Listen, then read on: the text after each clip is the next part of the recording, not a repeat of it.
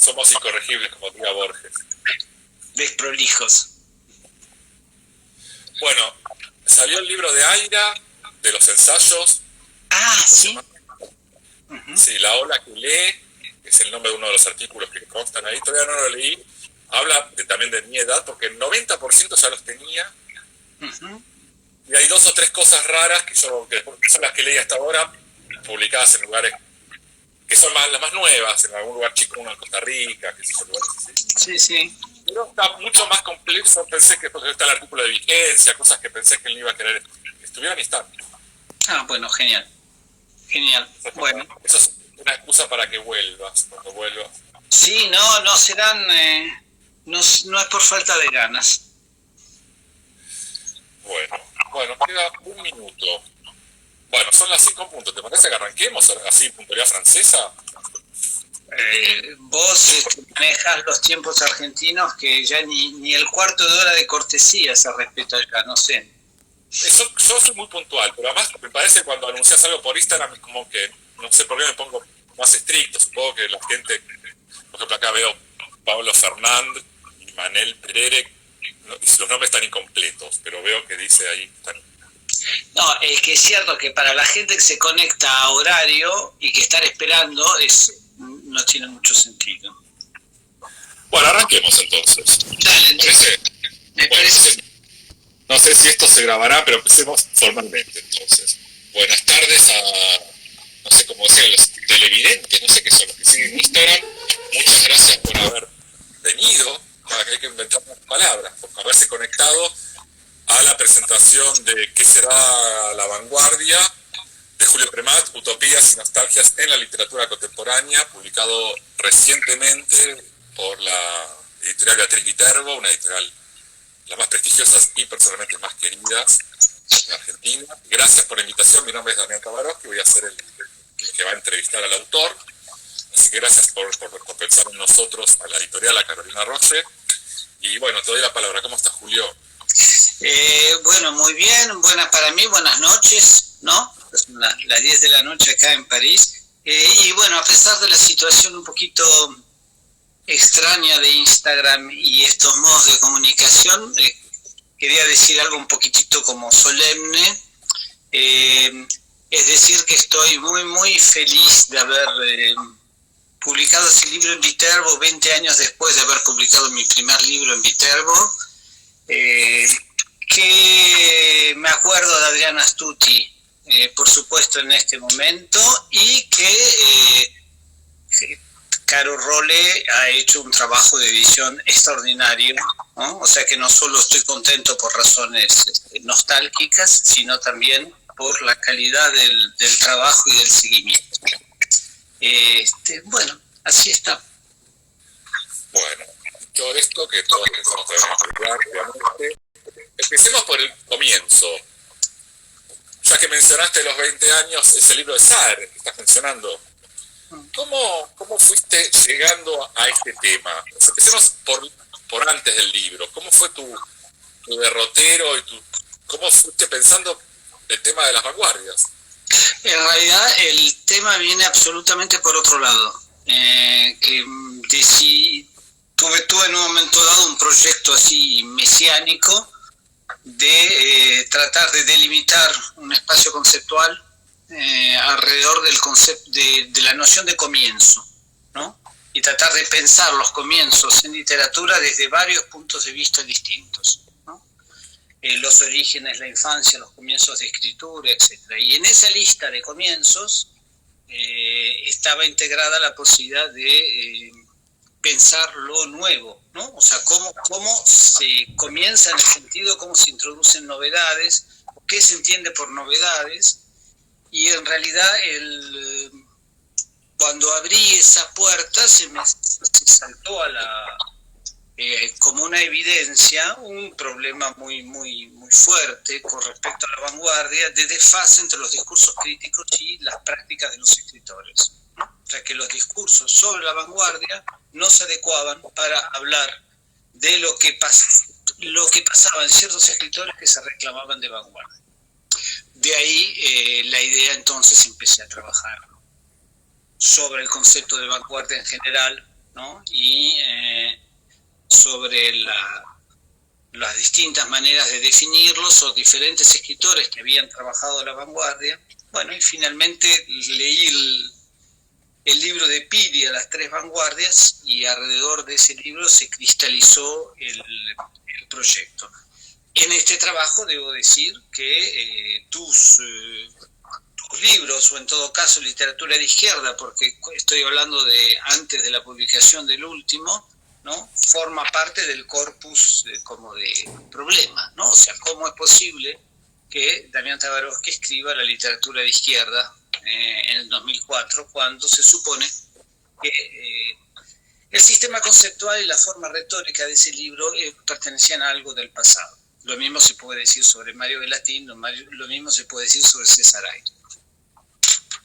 Bueno, hablemos de los otros entonces, pero quería retomar el término que dijiste para antes de entrar en el libro, que me interesó, dijiste que es un desfase entre lo que escribían los escritores y lo que se pensaba sobre la vanguardia, pero ¿qué notabas? O sea, ¿cómo fue la situación?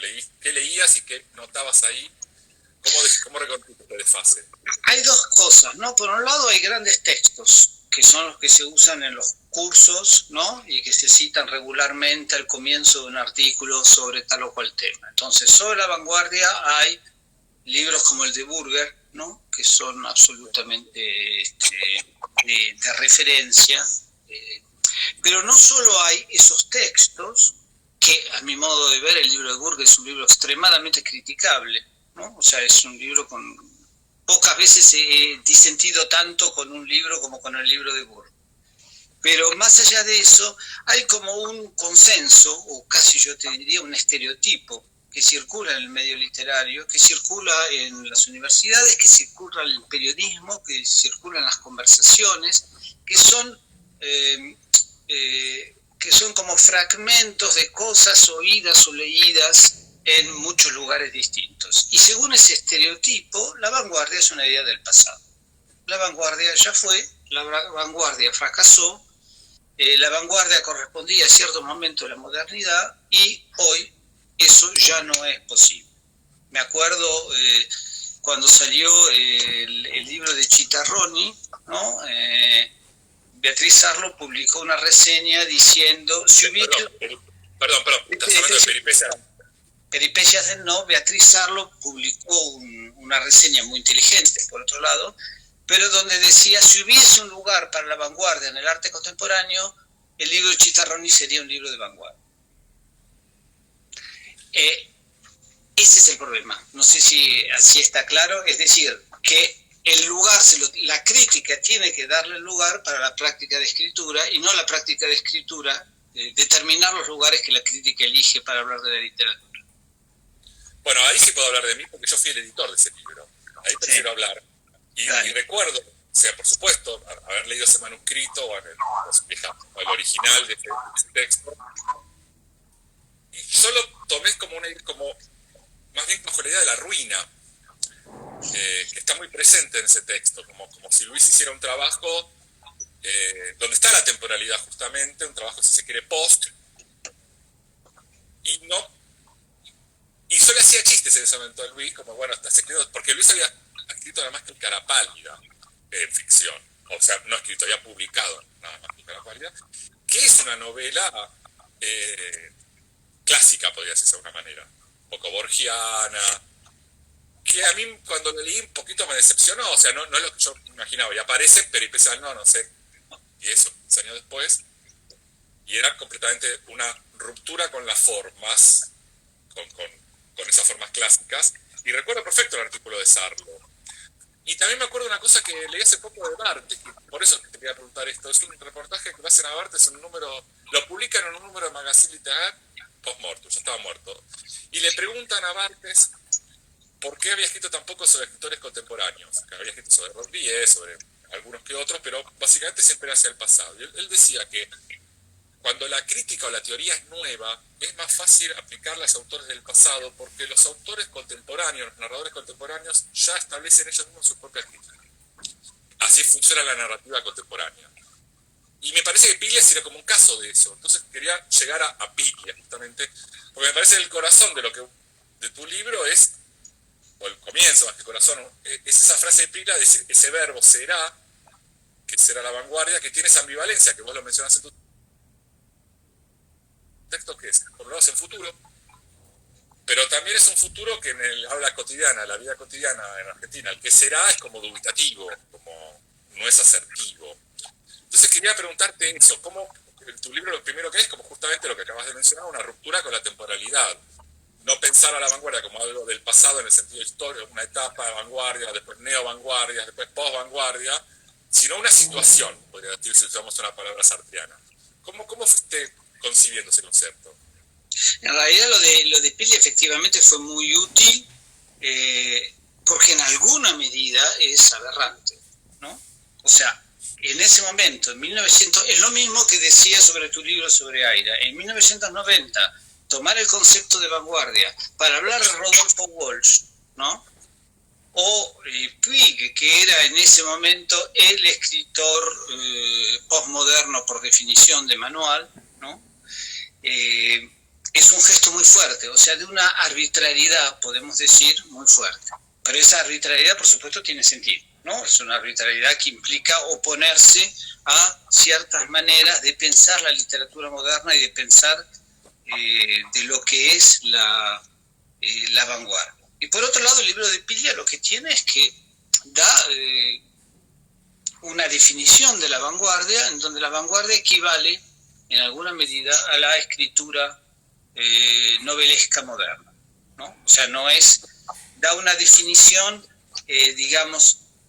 definición formal, explícita o definición implícita en los análisis, ¿no? Pero la vanguardia pasa a ser la escritura, y yo diré inclusive el taller del escritor moderno, ¿no? Cosa que es contradictorio frontalmente con los discursos sobre la vanguardia a los que estamos acostumbrados. Y lo que quiere decir con respecto a eso, con respecto a Chitarrón y Ruinas, es que mi idea no fue en ninguna medida, y fue todo espero que esté claro porque lo escribí con mucho énfasis y miedo a la repetición inclusive, es no dar una definición de la vanguardia, ¿no? O sea, no decir que la vanguardia no es aquello que entendíamos, sino que la vanguardia es esto otro, ¿no?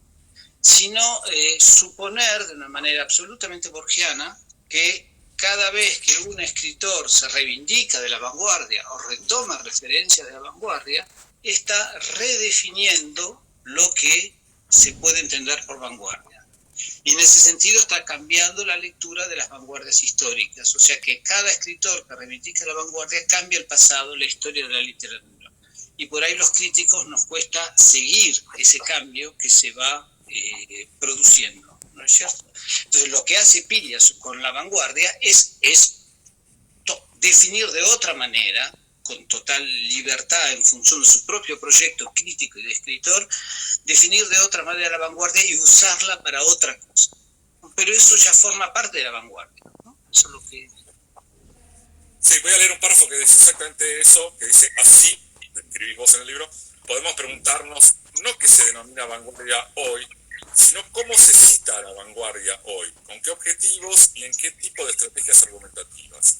Será como la vanguardia y sus precursores, para ser como borgiano, de Kafka y sus precursores. Sí. Entonces vos tomás el caso Piglia, que Piglia son las tres vanguardias, y vos armás como una tríada, una tríada que es Piglia, Aira, Libertela. ¿Por qué esos? ¿Por qué no Saer? Más allá que lo trata Piglia, ¿por qué esos tres y no otros tres? Podría haber ido, en la trilogía podría haber habido otros, simplemente me pareció que eran los tres que muy claramente entraban en disonancia, ¿no?, con los discursos habituales sobre la vanguardia. Y eran los tres... ese libro de Piglia y toda la obra de Libertela y toda la obra de Aira, ¿no?, porque no creo que Piglia pueda ser, no pueda considerarse que Piglia reivindica cierto tipo de vanguardia para su propia escritura literaria, ¿no? En cambio Libertela y Aira sí. Pero en todo caso, Aira y Libertela eran porque son dos fenómenos extraños, anómalos, con respecto a esa misma manera de entender la vanguardia, ¿no? Libertela con su gesto de pureza extrema, de rigor extremo, ¿no? De no concesión, después de toda la vanguardia de los 70, literal, y sus primeros escritos críticos, en vez de adaptarse a su tiempo, agudizó su radicalidad, ¿no? Y no agudizó su hermetismo, por ejemplo, ¿no? Sin hacer ninguna concesión.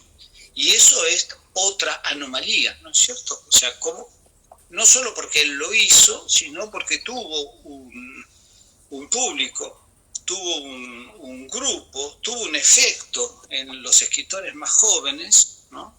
Por eso lo llamo el antipatriarca, porque es una especie de patriarca del no ser gran escritor, ¿no? Pero es como un mito vanguardista, ¿no? Que se vuelve a producir, como en Macedonio, digamos, que se vuelve a producir en un momento que la vanguardia está terminada. Bueno, y Aira tiene, me parece que es evidente, como la fuerza motriz y las principales elecciones que lanzan el proyecto del funcionamiento de Aira tiene que ver con la vanguardia. O sea que son los más importantes. Evidentemente podría haber habido otros, pero es cierto que es difícil también hablar de Saer vanguardista, ¿no? O sea, para ser de Saer, porque no Saer, ¿no? Para ser de Saer un vanguardista habría que recortar su obra a 3 libros, ¿no? 4, de los años 70, ¿no? En donde más bien lo que estaba en juego en él es una concepción de la novedad, pero de la novedad en términos flaubertianos, ¿no? Estoy de acuerdo con lo que dice Pili al respecto, ¿no? Que la vanguardia de Saer es como pudo ser vanguardia Flaubert en un momento dado. Bien. De hecho hay un libro que se llama El efecto Libertela. Es un libro de ensayo, porque es un efecto. Hay un libro de sobre Héctor que se llama... Entonces empecemos primero por algunos por estos nombres. Avancemos un poquito más en profundidad sobre Aira. La podemos hacer Libertela. Pila más o menos ya lo hablamos, pero si querés podemos profundizar un poco más.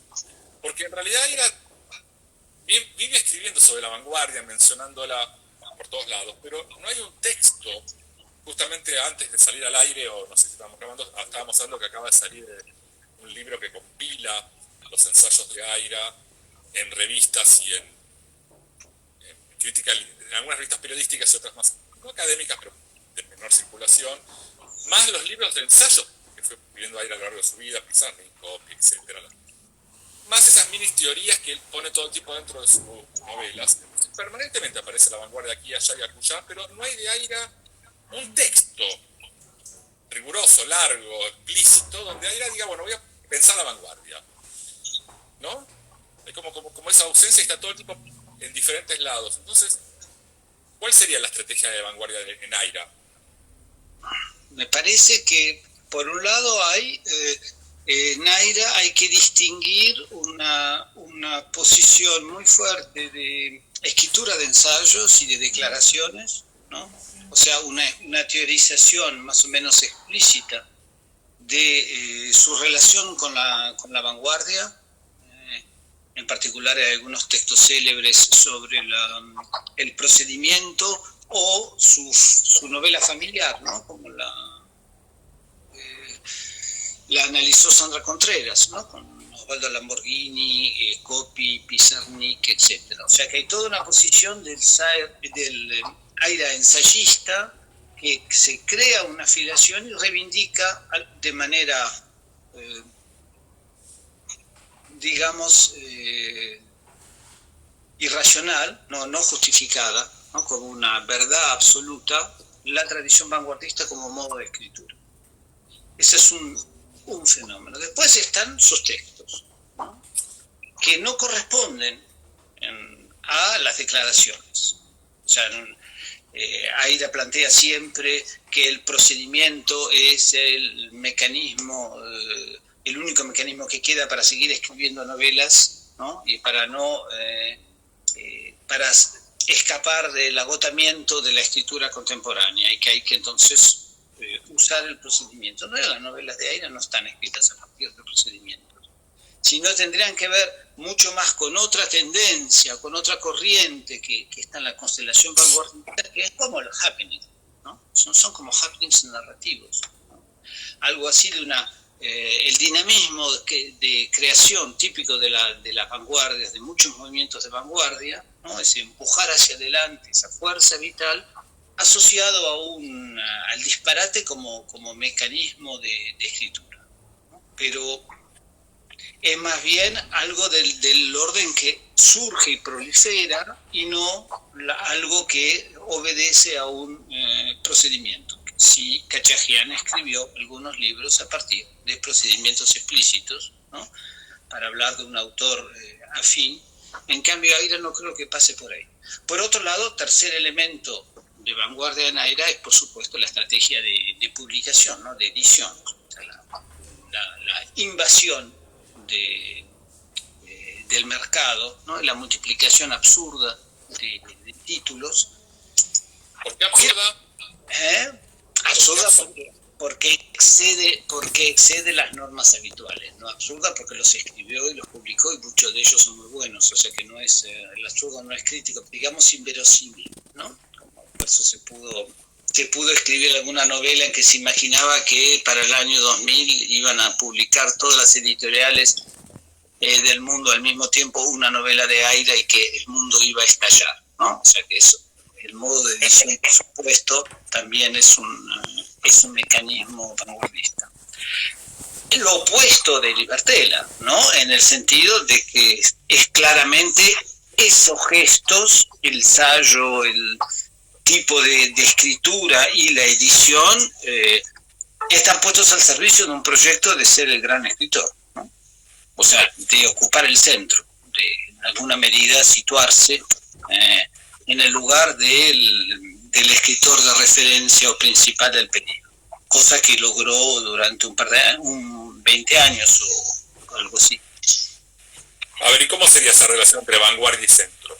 ¿Te parece antinómica? No, y ahí hay una serie de estudios tradicionales de sociología de la literatura, como las declaraciones de vanguardia y las declaraciones rupturistas son una estrategia para buscar ocupar el centro y desplazar los criterios y los modos de lectura imperantes, ¿no? Y Aira lo dice todo el tiempo, que lo que él escribe es malo porque, como es nuevo, todavía no aparecieron los criterios de lectura que pudiesen valorar, ¿no?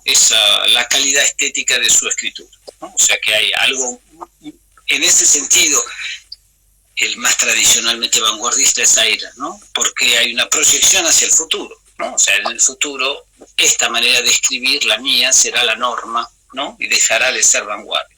Sí, ahí lo dice muy claro sobre Roussel.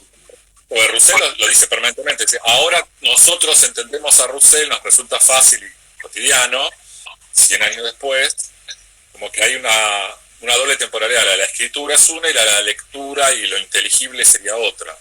Claro. ¿Y en Libertela cómo lo pensás?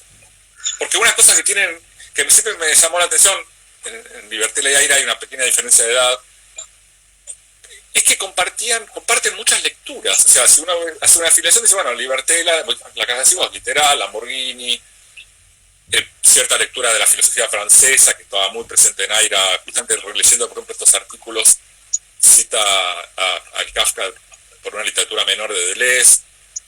Son lecturas que Aira tenía en ese momento, en los 70, que quizás la dejó de tener, o en todo caso la dejó de mencionar. Aira fue tomando un tono parecido al último Borges, el del disculpe mi ignorancia, una especie de falsa modestia y de que yo no polemizo, que bueno, no sé qué.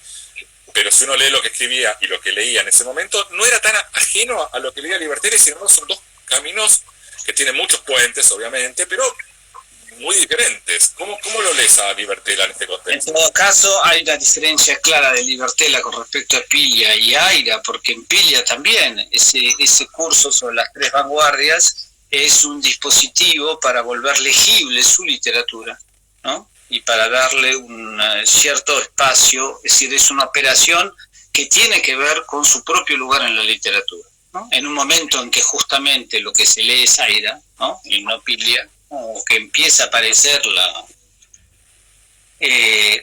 ese tipo de estética y de escritura, Pilia reafirma la idea de una escritura de taller, innovadora y transformadora, como quiere ser la suya. En cambio, justamente en Libertela no hay ese proyecto de ser el gran escritor. O sea, Libertela lo que tiene es una especie de, lo dice perfectamente Martín Cohen en varios textos, que a diferencia de Pilia y de Aira, Libertela hace lo que dice y dice lo que hace, ¿no? O sea, hay una coherencia entre el proyecto, si querés, de lo que sería la vanguardia teórica, ¿no?, de Literal, y las prácticas de escritura llevadas hasta sus últimas consecuencias, sin ceder, ¿no? O sea, sin ceder, no quiero hacer usar una retórica épica, ¿no? Simplemente no es el héroe que resistió, no sé si lo es, pero lo que quiero decir es que todas las lecturas del Literal de ese momento las tomó en serio y trató en serio de construir una literatura a partir de una teorización que ha sido tratada muchas veces como una vanguardia, no la vanguardia teórica como la última vanguardia, dicen algunos, es la vanguardia teórica francesa. Hay algo que vos mencionás en tu libro, una frase de Libertela, la mencionás al pasar, para mí central. Ahí tendría una pequeña divergencia con vos, pero la mencionás central en el sentido que como problema para problematizar, que es cuando Libertela habla de la vanguardia como caballo de Troya, ¿no? Entonces, la idea, lo tenía por acá, pero no encontré la cita exacta, pero la idea sería algo así como que, si me acuerdo de memoria, es usando los medios convencionales. O sea, él dice, hay dos vanguardias diferentes, o que coexisten de maneras diferentes. La vanguardia que avanza por pasos sucesivos, como la guerra de trincheras, dice Libertela, que uno imagina las vanguardias históricas, o sea, del surrealismo al dadaísmo, del dadaísmo al surrealismo, lo que sea, uno va avanzando como guerra de trincheras, y otra que hace su negocio, juega su juego, y como un caballo de Troya, y ahí está la frase que a mí siempre me resulta problemática, usando los medios convencionales, ingresa en la ciudad para, bueno, cambiarlo todo y volver a la cueva y seguir picando y tallando en la cueva. Entonces está la figura de los medios convencionales, que es algo que uno dice, bueno, si uno usa todo el tiempo los medios convencionales para entrar como un caballo de Troya, los medios convencionales no nos van a terminar ganando un poco. O sea, si uno escribe en perfil, si uno publica en Random House, si uno no sé qué, y usa permanentemente los medios convencionales, ¿no se vuelve uno convencional? ¿Cómo quedamos afuera de eso? Que en el caso de Libertela está claro porque lo logró. El gran éxito de Libertela es ese. O sea, Libertela arranca en los décadas del 60 ganando el premio 7 días, que era un premio muy importante en ese momento. Si uno ve su trayectoria editorial, no publicó en ediciones de autor, publicó en Beatriz Viterbo, en Adriana Hidalgo, en todas editoriales más o menos convencionales, en algún momento algunas más grandes, otras más chicas, pero nunca tuvo un problema de falta de editores. Publicaba en medios, fue investigador del CONICET, fue director de editoriales, fue director de Fondo de Cultura. O sea, están todos los medios convencionales y él logra entrar como caballo de Troya, pero me pregunto siempre cuál es el límite de eso, qué enseñanza se puede extraer de esa frase, de esa idea, cómo la vanguardia puede entrar usando los medios convencionales sin volverse ella misma convencional. Bueno, de todas maneras, ahí hay un presupuesto, ¿no?, que es una idea, ¿no?, no es un hecho, que las formas de escritura, ¿no?, tienen una dimensión política, de resistencia, de oposición, etc., ¿no? No es que esté ni en contra ni a favor, más bien estoy a favor, pero quiero decir que no es una evidencia, es una opinión, ¿no?, que es lo que inclusive Saer era capaz de decir cosas así, ¿no? O sea, que había que resistir a la prosa de Estado con una sofisticación de escritura, ¿no?, como una forma de oposición, ¿no? El problema con Libertela es que no termina de formular, vos decís que no hay un gran ensayo sobre vanguardia, ¿no? Que Libertela, más que formular una teoría, ¿no? Lo que hace es una praxis que mezcla entonces la teoría y la escritura. Es decir, algo que más que pensar, muestra, ¿no? Es lo que me parece. Es decir, muestra esa necesidad de radicalidad, ¿no? Lo de Caballos de Troya, yo hablé mucho en el libro sobre la literatura como campo de batalla, tal cual la concibe Piglia, ¿no? Que es una de las cosas que es destacada de la vanguardia tradicional, o sea, percibir el campo literario como batalla.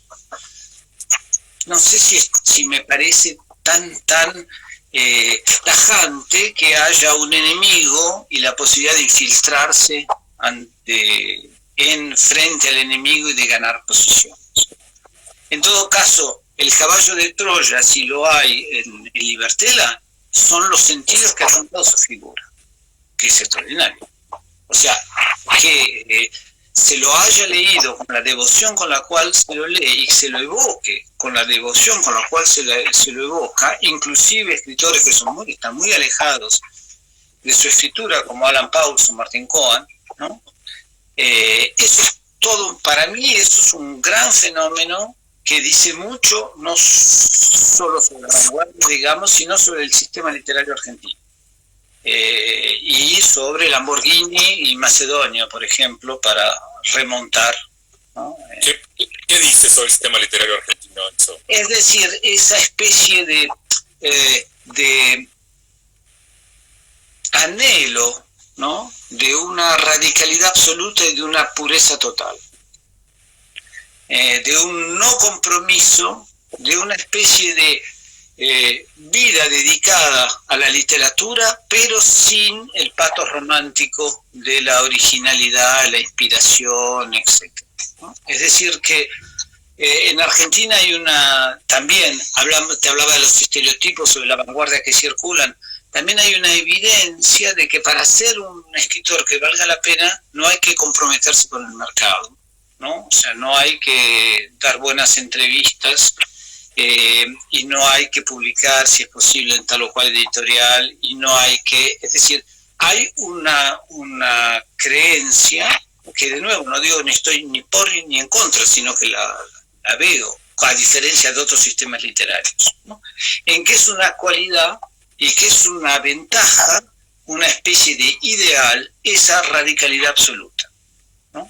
Aunque los escritores sean herméticos, ¿no? Aunque Macedonio y Lamborghini y Libertela sean muy difíciles de leer, ¿no? Sin embargo, esa dificultad misma les da cierta legibilidad, ¿no? Que es la legibilidad de aquel que fue hasta las últimas consecuencias, ¿no? Y eso me parece que es característico de Argentina, es decir, no lo he visto en otros sistemas literarios. Está bien. Mencionaste antes a Martín Cohen. Le quiero hacer una pregunta también sobre una decisión que hay en tu libro. Digo, porque Martín acaba de salir un poco por azar del mercado, y otro también sería como un dato sobre el clima de época actual, que sacan dos libros tan significativos, tan importantes, sobre las vanguardias. Martín sacó otra justamente en una editorial multinacional. Cesó una editorial multinacional, acaba de salir el libro de Martín. Pero él, tal vez una perspectiva más tradicional, que es lo que te quería preguntar a vos, porque vos no, liga, o sea, se toma, trabaja, hay un capítulo entero y todo el tiempo hay cruces entre la vanguardia estética y la vanguardia política, y también entre la literatura y otras artes, en el caso de Martina, sobre todo habla de música en algún momento. Vos no, vos te circunscribís a los textos, no hay relación casi con lo político, con la vanguardia política, que en Piglia uno podría pensarla en algún momento, de alguna manera, quizás más que Libertela Buenaida. Ni tampoco haces cruces especialmente con otros fenómenos de vanguardia en la música o en la pintura. ¿Por qué? No solo no lo hago cruces con las artes, tampoco con la poesía, lo que es una aberración, ¿no es cierto? Porque si en términos literarios, ¿no?, de historia literaria, el lugar donde la vanguardia fue más fuerte es evidentemente en poesía, ¿no? Inclusive donde hay más una escritura experimental, quizá también porque es más sencillo conseguirla en poesía. No, la idea era hacer un libro sobre novela, ¿no? Sobre la escritura de la novela, que es también una originalidad de estos autores, porque justamente la novela, salvo 2 o 3 ejemplos, no es un lugar atravesado por la vanguardia normalmente, ¿no? Después, con respecto a lo político, no estoy de acuerdo.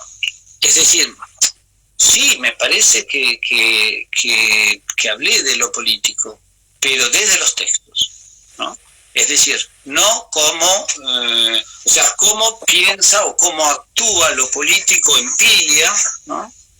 Y también al final del libro esa idea de que la asociación posible entre la visión de la literatura como una utopía en un mundo que considera de alguna medida que la literatura está muerta, o que en todo caso los valores asociados a lo literario no son más los pertinentes, y que por lo tanto la literatura se sitúa como aquello que no puede ser, ¿no? y que sigue siendo, y asociando eso con los discursos muy fuertes sobre la utopía como única manera o como una manera de existir del discurso de izquierda en este momento, ¿no? El discurso, perdón, de izquierda en este momento, ¿no? O sea que el famoso fin de las utopías del 89, y el punto de partida de mi libro es 1990, o sea que estamos ahí, ¿no? Entonces allí donde la izquierda fracasó, de pronto aquello que no es posible, es decir, la utopía, pasa a formar parte de los argumentos y los imaginarios de la izquierda, en particular en un libro de Tabarovsky, ¿no? Diría yo. Dale, no es malo.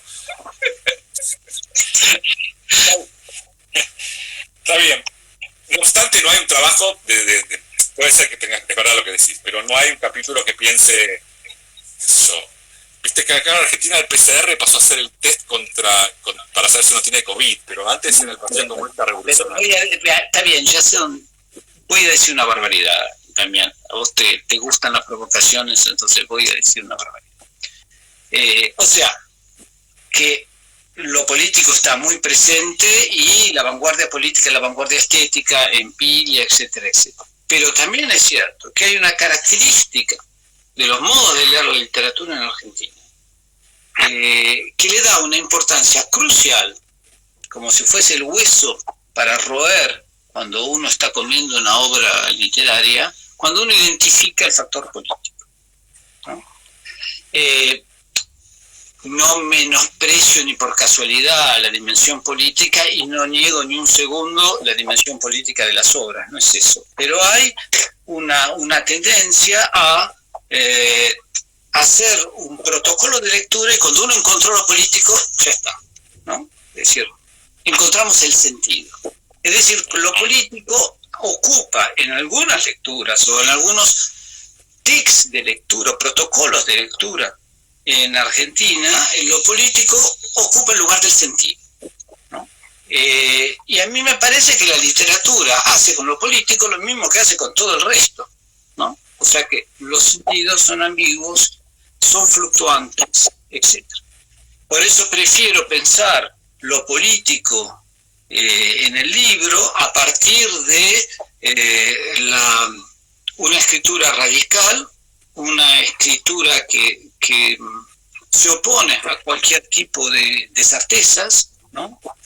A una literatura ambivalente, una literatura que no se puede reducir a un contenido político, y que justamente eso es político, ¿no? Es decir, que entre los discursos contra o sobre la muerte de la literatura o el desinterés de la literatura en sus acepciones más tradicionales, para mí es un discurso muy asociado a los discursos neoliberales sobre la cultura, ¿no? Sobre el abaratamiento de la cultura, ¿no? etc. Entonces, claro, lo político puede ser lo político podría ser una oposición y una denuncia, o lo político puede ser una posición retórica, ¿no? Una manera de pensar el mundo, ¿no? Y una complejidad para pensar el mundo. O sea que no quise que el libro me fuese, digamos, copado, ¿no? Por la relación literatura y política, que es en alguna medida un estándar de lectura, ¿no? Bueno, vayamos avanzando un poco más en el libro. En la segunda parte empezás a hablar de algunos escritores jovenzuelos. Por ejemplo, Pablo Cachaquian, a quien mencionaste. Y haces como, no le das el lugar que obviamente Cafilia, Guaira, Oliver Tela, pero además como lo mencionás a él, también a Cabezón Cámara. Entremos en esos. ¿Por qué Cachaquian? En realidad hay Cachaquian, el mismo mecanismo para mí, no en todos, pero en Cachaquian muy claramente, porque otra vez es alguien impensable, alguien que hace irrupción, ¿no? O sea, que escribe desde una manera que no estaba prevista. A mí, no todas las cosas de Cachaquian, pero ¿qué hacer?, que es el texto que trabajo, es un texto que me dio la impresión no solo de ser anacrónico, ¿no?, en tanto que experimento narrativo, sino también decir, pero ¿cómo se puede narrar así? ¿Cómo se puede escribir así? O sea, Cachaquian es sin duda el que más claramente plantea una idea de otra cosa, ¿no? A partir de procedimientos, a partir de protocolos que los críticos asociamos a la vanguardia. Él no se reivindica de vanguardia necesariamente, ¿no? O sea, soy yo el que lo lleva hacia eso. Pero es cierto que escribe así de una manera insólita, después de haber hecho una entrada en literatura muy conocida, ¿no es cierto?, con Borges y el Martín Fierro, ¿no?, con las alteraciones de textos clásicos. Simplemente lo que yo diría me hacía pensar lo que hace con el Martín Fierro y sobre todo con Borges, lo que había hecho Duchamp con la Gioconda, ¿no?, que le había puesto un lema grosero, ¿no?, obsceno, digamos, que era entonces una especie de sacrilegio con respecto a la institución. Cachaquian se ataca dos monumentos de la literatura argentina, si los hay, pero en alguna medida, buena medida, ese ataque es respetuoso. O sea, es borgiano, ¿no?, y introduce sentidos en el texto. Lo que tiene que ver también con que, bueno, pero entonces es una vanguardia diferente, no es una vanguardia que rompe con el pasado, sino que agarra el pasado y lo da vuelta, ¿no? Y hace otra cosa. Le ocurrió a él un fenómeno no deseado, no querido, y que fue complicado en su momento, pero que fue el escándalo y la cuestión judicial, que claramente no era la intención de Cachaquian ser juiciado por María Kodama, pero generó una sensación de vanguardia en ese sentido que está diciendo, porque la figura del escándalo, vos mencionás a Duchamp, pero si vos en el mejitorio, que él mismo lo presenta y él es el jurado y lo que está buscando ahí generar o sea, la figura de la vanguardia y el escándalo judicial mediático y el epatele bourgeois es como propio de la vanguardia, y a Cachaquian le salió impensadamente, no era la idea y no lo pasó bien. Sí, pero con esa historia de la literatura, de Marx, que decía que la historia se repite pero bajo forma de parodia, ¿no? O sea, parece los grandes juicios contra las obras vanguardistas, pero bajo la forma de parodia, ¿no? Pero hay un tema que no es un tema cachaquianesco, sí, no inventar un adjetivo, pero es un tema que me interesa a mí por afuera, que es cómo la narrativa separa la literatura en relación a otras figuras que, por ejemplo, en la música son totalmente normales, como la figura del cover. O sea que hay un compositor y hay 20 versiones diferentes, y esa narrativa se llama plagio. Y también está muy presente en otros artes, donde efectivamente, o sea, una obra está puesta dentro de otra, en las artes plásticas, en la música, la cita, el sampler, y en la narrativa eso parece estar prohibido, y literalmente está prohibido, que fue lo que le decía Kodama, dijo, vos plagiaste a mi ex esposo, ¿no? ahí Cachaquian, impensadamente, porque no era su intención y ese efecto judicial no estaba en su cabeza, pero puso una serie de preguntas que a mí me resultan interesantes, que después se las abandonó porque construyó una obra de otro estilo, no de intervención sobre textos de otros, sino lo que decís vos, a partir de Quehacer y otros, que a mí también me parece interesantísima y brillante. Pero esas preguntas quedaron como pendientes todavía para la narrativa y no están muy tratadas. En España hay un grupo, el grupo Nocilia, que los así, pero a mí nunca no me parece que hincaban el diente en ese fenómeno. Yo tampoco. Es como que siempre me hubiera gustado leer sobre esto más que escribirlo yo. ¿Por qué la narrativa se opone al cobra?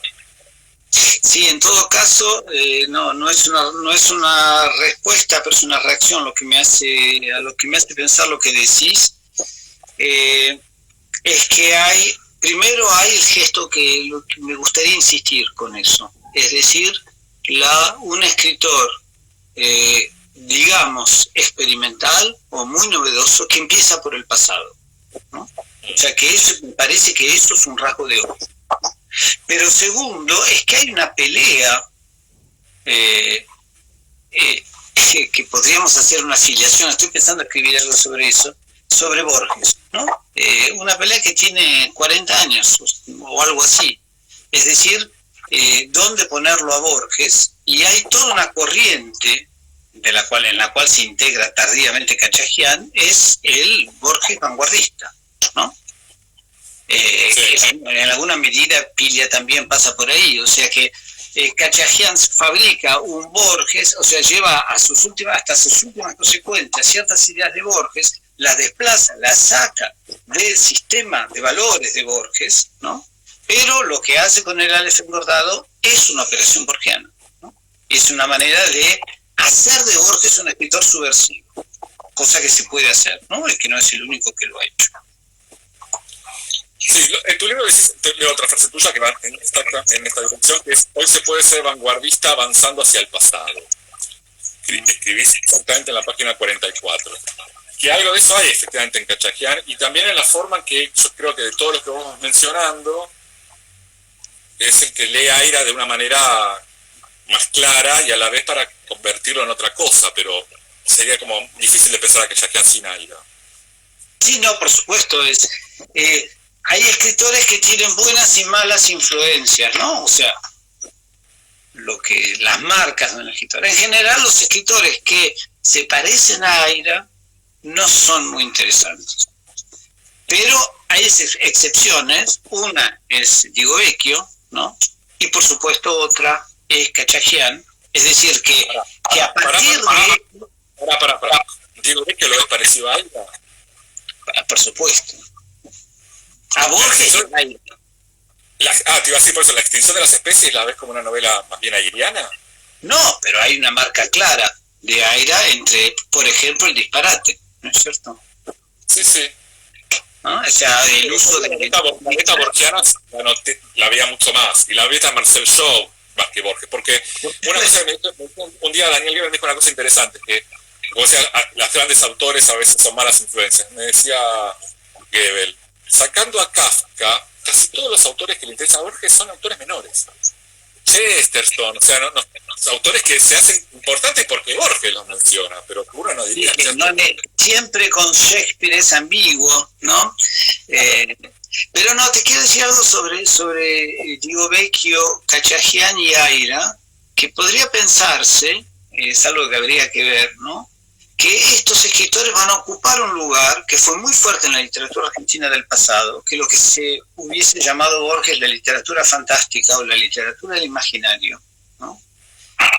Que en tanto que literatura fantástica tradicional ha desaparecido en buena medida, a pesar de Samantha Schweblin y algunas prácticas, pero que son menores. No hay grandes escritores de literatura fantástica como hubo siempre en el Río de la Plata desde comienzos del siglo XX. Y yo creo que estas escrituras que no obedecen a la literatura fantástica tradicional son las escrituras de la irrupción del imaginario y del absurdo en lo real, ¿no? O sea, de desbaratar lo real con el arma del imaginario, herencia surrealista si querés, y que ahí están los tres, me parece, incluidos, ¿no? Bueno, vamos a avanzar un poquito, que ya son como las 6 menos 10 acá. Cabezón Cámara, decís en un momento, puede pensarse de las virulentas performances de Cabezón Cámaras que son, en este sentido, ultra tiempo. Porque yo lo que veo más en Cabezón Cámara es lo ultra legible. ¿Qué es lo que encontrás de ultra provocador? Es una escritura, bueno, elegí la novela la más radical, ¿no? De las tres, que es el romance de una negra rubia, ¿no? En donde la virulencia está puesta en escena en los actos, ¿no? En realidad, un paso atrás. De los escritores actuales que elegí, hay tres que los elegí por la importancia, en mi modo de ver, de la relación con la vanguardia, ¿no? Que valía la pena pensarla, en todo caso, que son vos, Cheyfek y Cachajian, y otros tres que los elegí entre los posibles porque obedecían a corrientes fuertes de la literatura argentina actual, ¿no? Que es la literatura de la memoria, por eso hablé de Brusone, que es la literatura autobiográfica, confesional, de la intimidad, por eso María Ortiz, y de la cuestión de la literatura femenina o feminista que está pues, en el candelero de manera absoluta, ¿no? Entonces, me parece que los tres son interesantes, y ahí voy a la respuesta, porque toman o se integran en esas expectativas, ¿no? La de la memoria, la autobiografía y la de la literatura feminista, pero que la radicalizan, ¿no? Y la radicalizan con préstamos y con referencias a la vanguardia. Por eso me resulta, mi idea es que ver que algo que tiene que ver con la vanguardia sigue operando, ¿no? Entonces es cierto que Cabezón Cámara, entre la obscenidad, la radicalidad, la virulencia, ¿no? Cierto trabajo con la lengua también, ¿no? Me parece que son operaciones de provocación, ¿no? Pero que en el hoy actualmente tienen una legibilidad fuerte. O sea, no es la vanguardia en el sentido de lo nunca visto, lo provocador, no tiene nada que ver con Libertela, ¿no es cierto? ¿Ah? No tiene nada que ver con Libertela. O sea, no es el caballo de Troya, pero sí es como un momento en donde hay una reivindicación social y política muy fuerte, ¿no? Y una preocupación muy fuerte por la cuestión de las mujeres que escriben, ¿no? ¿Cómo es posible, o la misma pregunta que atraviesa todo el libro, que Cabezón Cámara vaya a buscar herramientas y estrategias en la polvorienta vanguardia para hablar de eso, ¿no? Ese era el interés con Cabezón Cámara. Y el libro cierra al final con, no sé, las anteriores, anteúltimas páginas, con algo que mencionás muy al principio y que al final le das un poco más de interés, que es la idea del resto. Ahí tomás algún texto de Mario Cámara, si no recuerdo mal, y que no es un tema que estuvo circulando a lo largo de todo el libro, y que sin embargo toma un peso importante porque cierra casi con una reflexión sobre la relación entre vanguardia y resto. Sí, Ruina, ¿no dijiste vos sobre Chitarroni hace un rato? ¿No? Bueno, Resto o el fantasma de la vanguardia, ¿no? Resto me parece que tiene... sí, estoy queriendo escribir algo sobre eso, pero dos sentidos. Por un lado, no la vanguardia entonces como algo que existe como un monumento o como un manual de instrucciones para actuar en la literatura, ¿no? Pero como algo que desde el resto, desde la ruina, desde lo gastado, desde el fantasma, sigue interviniendo, ¿no? Pero por otro lado también mi preocupación es con respecto a la terminología, a la manera de pensar entonces la historia literaria y pensar la literatura, es que nuestras categorías, todas ellas, las aplicamos, históricas, políticas, estéticas, ¿no? Y después de eso queda un resto. Hay un resto en la literatura que no se deja atrapar por el discurso crítico, ¿no? Algo que resiste al discurso crítico. algo que no, fatalmente para pensar hay que simplificar, ¿no? Funes el memorioso, hay que simplificar para poder pensar, pero al mismo tiempo hay que pensar que al simplificar estamos dejando un resto de lado. Y hay algo con la vanguardia que es del orden de ese resto no pensado. No sé si pensable, pero al menos saber que eso está allí. Bien. Salgamos un poco del libro para ya ir cerrando. Quiero hacer una pregunta, una entre intelectual y biográfica y personal. ¿Qué es sobre el lugar del crítico en una tradición que es el crítico que vive afuera hace muchos años, que vive en una gran capital, y que piensa desde allí la literatura argentina, pero que al mismo tiempo es capaz de decir, como dijiste en varios momentos, esto es específico de la literatura argentina, esta relación, hasta dijiste la palabra pureza en un momento, con lo cual uno sobreentiende que hay un comparativo con otros campos literarios, tal vez el francés, donde estás. ¿Cómo te situás en esa mirada crítica desde afuera y adentro? En todo caso, en ninguna tradición, ¿no? Saer decía que París era el suburbio de Santa Fe, no, de Colastiné Norte, ¿no? O sea, para nada en una tradición, pero es cierto que esa situación muy extraña biográfica, ¿no? Que hace que vivo acá desde hace muchos años, que a pesar de todo, aunque no soy especialista en literatura francesa, leo mucha crítica. Y en realidad cuando tengo un problema, estoy trabajando sobre algo, voy a buscar libros teóricos que hablan de literatura francesa, o sea que fatalmente estoy en eso, ¿no? Y sin embargo, mi especialidad desde muchos años, tratando inclusive de ampliarla y no lo logro, es la literatura argentina, ¿no? O sea, una posición que al principio me resultaba muy incómoda, porque yo me daba cuenta que no tenía las mismas citas, que no tenía las mismas referencias, que no había leído necesariamente los mismos textos y que inclusive no usaba los mismos verbos para hablar del trabajo literario, ¿no? Como el verbo trabajar, que usa mucho Pilia y que se usa mucho en Argentina, ¿no? Tal autor trabaja. Esa posición de incomodidad, con los años, terminó volviéndose, si no cómoda, al menos fértil. O sea, como estoy un poco fuera del sistema, por ahí puedo leer, no digo de otra manera, pero en fin, tratar de leer, o sea, trato de aceptar el hecho que estoy afuera, que leo bibliografía que no necesariamente se lee allá, y tratar de hacer de eso algo útil, ¿no? O hacer de tripas corazones. Bueno, yo de hecho tengo marcados varios en la biografía, autores franceses, algunos que conozco, como te comenté, Laurent Geny, por ejemplo, Je suis la Revolución, que es un libro, no lo conozco, hay varias biografías francesas que no circula tanto acá todavía y se nota eso. Julio, no sé si querés agregar algo más. No, nada, por favor. Esperando el próximo café, fue un gusto charlar con vos. Agradezcamos, no sé si Instagram es de Bill Gates o de Zuckerberg o de quien sea. Así que agradecemos a ellos y gracias a la editorial. Ya aprendí a usar Instagram, me he hecho progreso, me he modernizado de manera notable gracias a este evento. Bueno, abrazo grande y gracias a todos los que estuvieron escuchando y viendo. Y muchas gracias a todos los que tuvieron paciencia, si la tuvieron. Hasta luego. Chao, hasta la próxima.